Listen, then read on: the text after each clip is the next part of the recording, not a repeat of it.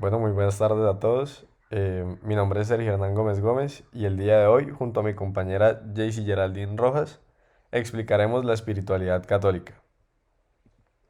Entonces, bueno, como una breve introducción sobre el catolicismo, pues hoy en día lo conocemos como la religión principal, es la religión que tiene más seguidores en el mundo y tuvo sus inicios en la Europa occidental en el siglo XVI con Lutero. Pues a partir de esta época se van formando varias expresiones del cristianismo. Entonces, pues sin embargo, el catolicismo cuenta con una aceptación masiva, como ya lo mencioné anteriormente, a nivel global. La realidad suprema del catolicismo es la realidad es, pues le decimos Dios y tiene su origen en Cristo. Pues nada, esta representa nuestra realidad sobrenatural y divina. Bueno, continuando con los lugares y los elementos sagrados, el lugar más sagrado en el mundo para el cristianismo es la iglesia del Santo Sepulcro. Es en el barrio cristiano de la ciudad vieja de Jerusalén y pues de este sitio se cree que se produjo la muerte y la resurrección del mismo Jesús. Pues como elementos sagrados encontramos el cáliz, la hostia, el misal, el corporal, pues estas como entre otras. Como actitudes religiosas tenemos lograr la salvación, que es la meta principal del catolicismo, tener amistad y ser obediente y amar al prójimo. Continuando con los ritos litúrgicos católicos es un conjunto de palabras y ceremonias que se utilizan en la Iglesia Católica, pues que se encuentran en los libros litúrgicos de las distintas iglesias particulares, pues en las cuales existe la Iglesia Católica una y única. Siguiendo con la oración, conocemos la oración como el puente que conecta como tal el diálogo entre Dios y los hombres. Se dice que a través de la oración se le concibe la gloria, lo cual pues el ser humano se beneficia espiritualmente, como tal recibiendo el amor del Padre mediante la comunión con Jesucristo a través del Espíritu Santo. Continuamos con el lenguaje. El lenguaje es en latín, este constituye como tal la lengua litúrgica de la Iglesia Latina. Esto se da ya que pues está ubicada como tal la sede en Roma, cabecera de la región del Lacio, de donde procede esta lengua como tal indoeuropea. Siguiendo con los evangelios, bueno, los evangelios como tal constituyen la buena noticia de la llegada del reino de Dios. Estos son cuatro libros que son los más importantes como tal del Nuevo Testamento, ya que estos narran la vida de Jesús, su muerte y su resurrección. Los autores como tal de sus evangelios son cuatro evangelistas, los cuales son Mateo, Marcos, Lucas y Juan. Seguimos con el anuncio del arcángel Gabriel a la Virgen María. Esto lo conocemos como tal cuando el arcángel Gabriel le dijo a la Virgen María que ella estaba esperando un hijo como tal del Espíritu Santo, que pues era Jesucristo. Encontramos también el bautismo como tal. El bautismo es la inmersión en el agua llevado a cabo por alguien con la debida autoridad, un padre. Y esta como tal es la primera ordenanza salvadora del Evangelio. Esta supone como un requisito para llegar a ser miembro de la Iglesia de Jesucristo de los Santos de los últimos días y recibir la salvación eterna. Y ya, muchísimas gracias.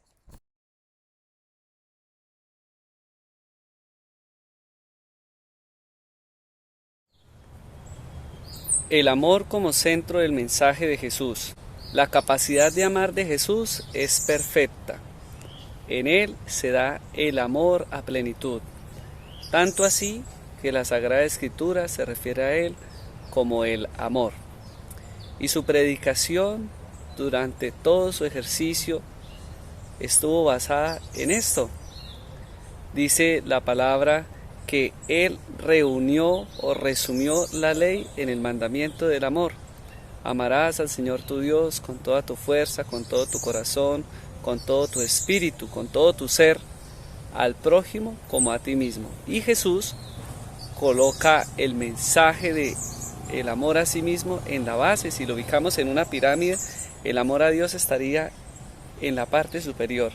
Pero ese amor a Dios no se llega si no pasamos por el amor al prójimo. Y para llegar al amor al prójimo, como base debe estar el amor a sí mismo.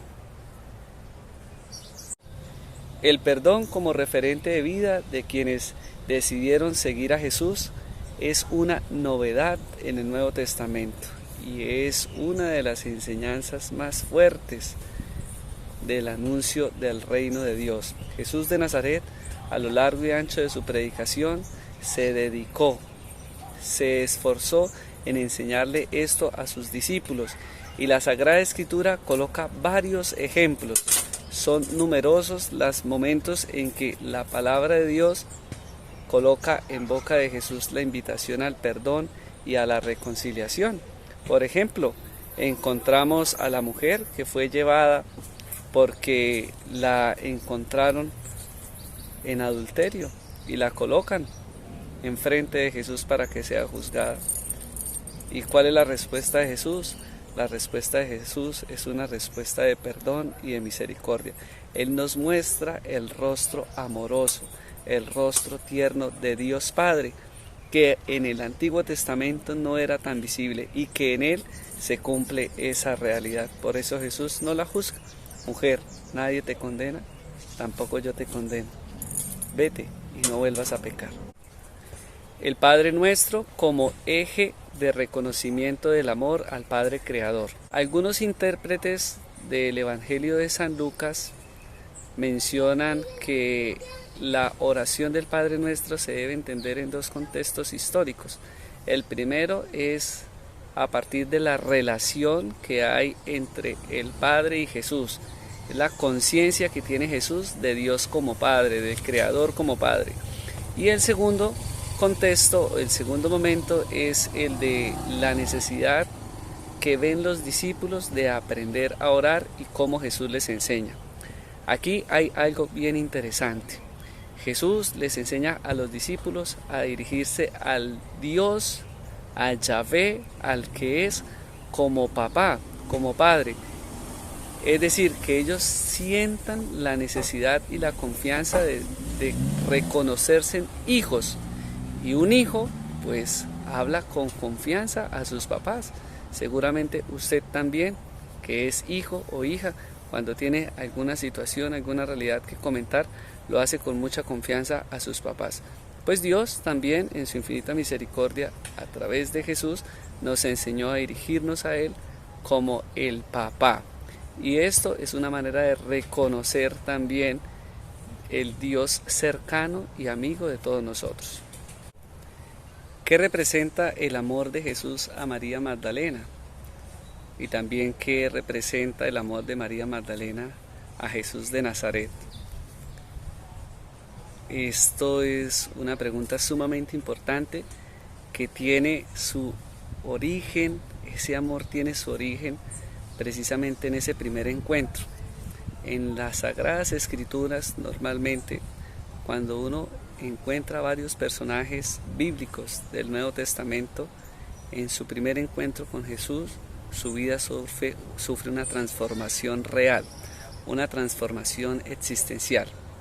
Se dice que de María Magdalena se expulsaron 7 demonios, es decir, Jesús restituye la vida de María Magdalena, la sana, la incluye. Y ese amor de Jesús pues sobrepasa esa relación de cercanía con María Magdalena, porque de ahí en adelante van a estar muchos más juntos en la obra de la predicación del reino, y María lo va a estar acompañando a lo largo de esa predicación, de esos recorridos. Así que podemos evidenciar que posteriormente, ya cuando llega el momento de la resurrección, pues es a María Magdalena a quien Jesús se le aparece por primera vez. Un dato curioso en la Sagrada Escritura, y que precisamente habla de esta cercanía terrenal, pero también muy espiritual, entre estos dos grandes personajes de la Sagrada Escritura. ¿Qué significa el amor de Jesús por Lázaro? Esta cercanía de amistad entre Jesús y Lázaro nace tal vez en los tiempos de descanso de la predicación de Jesús. Al igual que ustedes y yo, cuando estamos agotados por la rigurosidad de la vida académica, de la vida laboral, y vamos a descansar a diferentes lugares, también Jesús lo hacía. Iba a Betania. En Betania tenía unos amigos muy especiales, María, Marta y Lázaro. Esta cercanía de amistad de Jesús con estos amigos, pues llega el momento en que entra a prueba, y es que Lázaro muere. María y Marta lloran la ausencia de su hermano. De igual manera Jesús lo hace, pero allí, antes precisamente de entrar a Jerusalén, a su última etapa de vida y de predicación, Jesús resucita a Lázaro y lo resucita para dar muestra del poderío de Dios que hay en su vida y en su persona. Jesús es quien devuelve la vida y devuelve la alegría.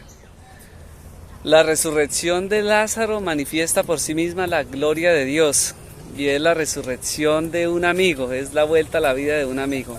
Marta y María creen y creen profundamente que Jesús puede volver a la vida a su hermano Lázaro. Incluso antes de orar el milagro, ellos ya creen.